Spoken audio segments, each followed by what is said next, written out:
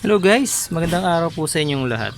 Ngayong araw na to guys, wala akong ituturo sa inyong tutorial, pero meron lang akong ituturo sa inyong trick regarding sa pag-diagnose ng inyong misfire ng inyong sasakyan. So kapag sinabing misfire guys, tulad yan, meron tayong 4-cylinder engine sa harap natin ngayon. Kapag sinabing misfire guys, isa or tatlo sa mga cylinders na yan is hindi nagpa-fire. So para malaman natin kung alin yung nagmi-misfire, ang ginagawa natin dyan guys is habang umaandar yung makina, isa-isa natin inuhugot yung mga high tension wires, tapos pakikinggan natin yung tunog ng ating makina. Tapos kapag hinugot natin yung high tension wire at nagbago ang tunog, ang ibig sabihin good yung yung cylinder na yun, ibig sabihin hindi siya nagmi-misfire. Pero kapag hinugot natin ang isang high tension wire tapos hindi nagbago ang tunog ng makina, ibig sabihin yung cylinder na yon or yung spark plug na yon, yun yung nagmi-misfire. So yun yung kailangan nating i-diagnose kung bakit siya nagmi-misfire. Ang kaso guys, yung ganyang proseso is medyo risky kasi dito sa high tension wires natin, ang dumadaloy na kuryente dyan is more than 20,000 volts kasi ang kinakailangan na spark plug para mag-fire is more than 20,000 volts. So malakas na kuryente yun guys. So ilang beses na ako na kuryente niyan and naramdaman ko na talagang hindi siya masarap sa pakiramdam. Okay, so yun yung ituturo kong trick sa inyo ngayon guys, kung paano kayo makakapag-test ng misfire nang hindi kayo nakukuryente.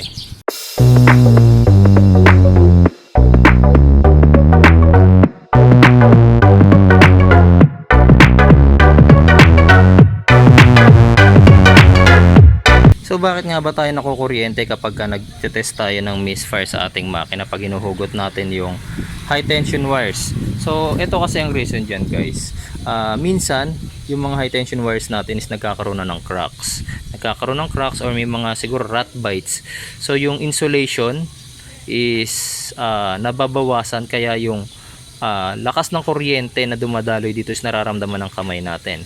Next thing is kahit maayos pa yung mga high tension wires natin, sa sobrang lakas kasi o sa sobrang taas ng voltahe na dumadaan dito sa ating mga high tension wires, talaga may tendency na makakuryente tayo guys.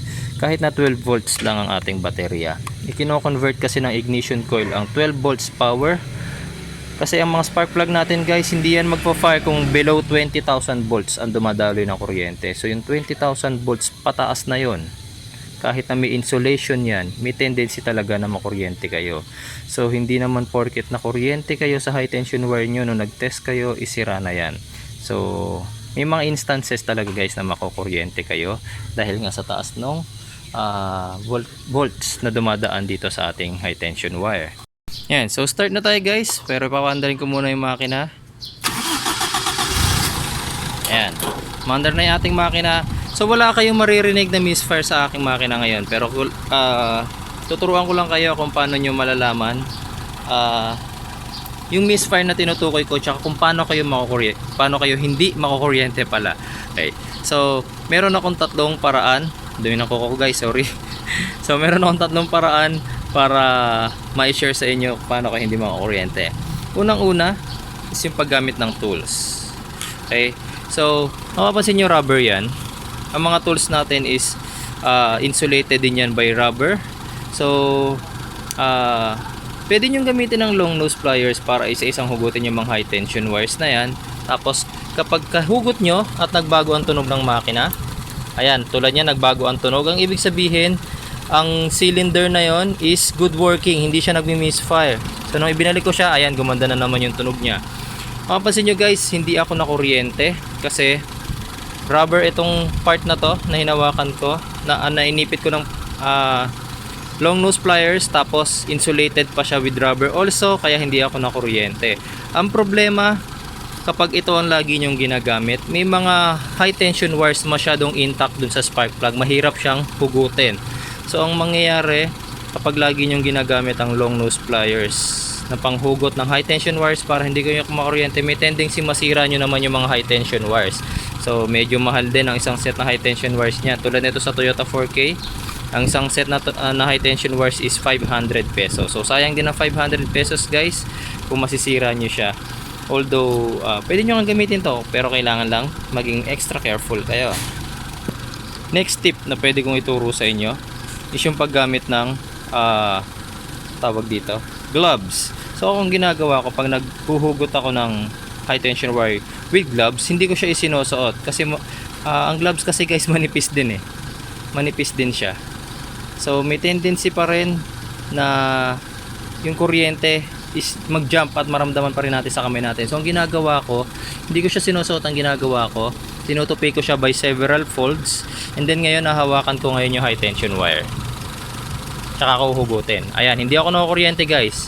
Tapos makikita nyo nagbago ngayon yung tunog ng ating makina. So ibig sabihin nga good condition itong ating cylinder na to, pero hindi ako nakukuryente guys ha.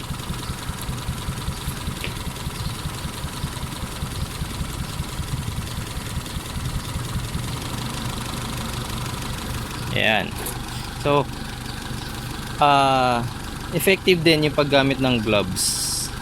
Rubber gloves pagka maghuhugot ng high tension wire. Yun nga lang, kung napansin nyo, nung ibinabalik ko na siya, masyado niya kasing na-block yung vision ko dun sa pagbabalik ng high tension wire. So, medyo natagalan ako maibalik siya. So, yun naman yung matatawag ko na negative effect naman kapag gumamit kayo ng gloves sa paghugot at pagtanggal ng high tension wire. Tapos isa pa nga palang reason guys, kapag ka naghuhugot kayo ng high tension wire using these gloves, ang ginagawa ko guys, tulad nito, metallic part ng sasakyan natin, ang owner type Jeep natin, pure stainless siya, kaya ang bilis dumalo dyan ng kuryente. Ang ginagawa ko guys, hanggat maaari, yung body parts ko, hindi ko direktang idinidikit, hindi ko hinahayaang didikit siya sa mga metal parts ng sasakyan. Tulad dito sa part na to, talagang pag dumukwang ako, madidikit talaga yung hita ko, di ba?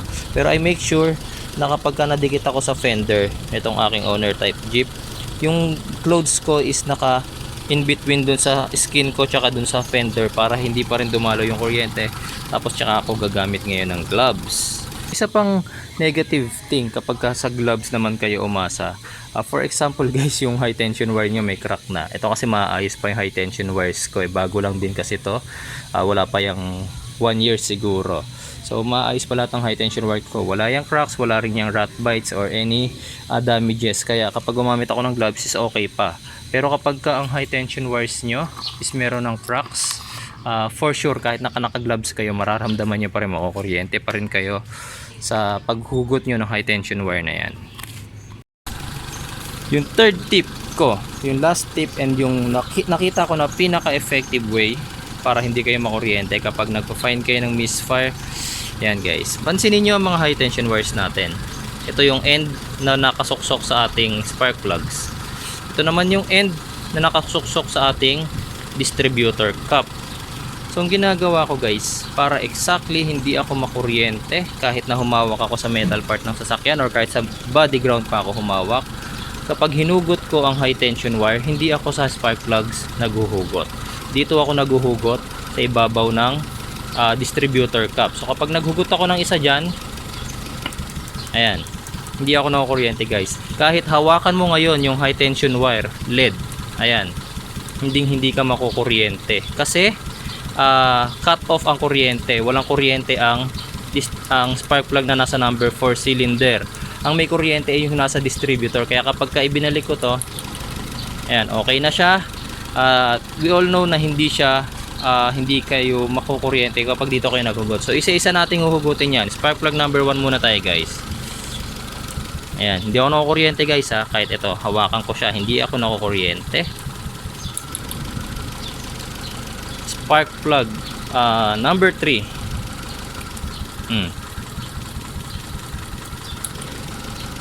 Spark plug number 4. And then yung last spark plug, yung last high tension wire pala rather, is itong number 2. Ayan. So naipakita ko sa inyo guys na kahit ilang beses kong hugutin at isaksak yung high tension wire na yan, hindi ako nakukuryente. All we have to do is to know kung saan mas effective na maghugot rather than maghugot dito, diba? Kasi nga pag hinugot nyo yan, yung kuryente dumadaloy pa rin dyan from the ignition coil, dumadaloy pa rin dyan sa high tension wire na yan, kaya yung tendency na makuryente kayo is nandun. Pero pag ito ang hinugot nyo, sa part na to, automatic cut off ang kuryente. So mas madaling mag-diagnose ng misfire kapag hindi kayo nakukuryente, di ba? Kasi tulad ko, sa experience ko, napakasakit din talaga makuryente ng high tension wires na yan. Kaya sa susunod guys, at least alam nyo na ngayon kung paano mag test ng misfire na hindi kayo nakukuryente. So I hope meron kayong natutunan sa isinare kong video ngayon sa inyo, and kita-kita po tayo sa susunod ko pong video guys. Maraming salamat po.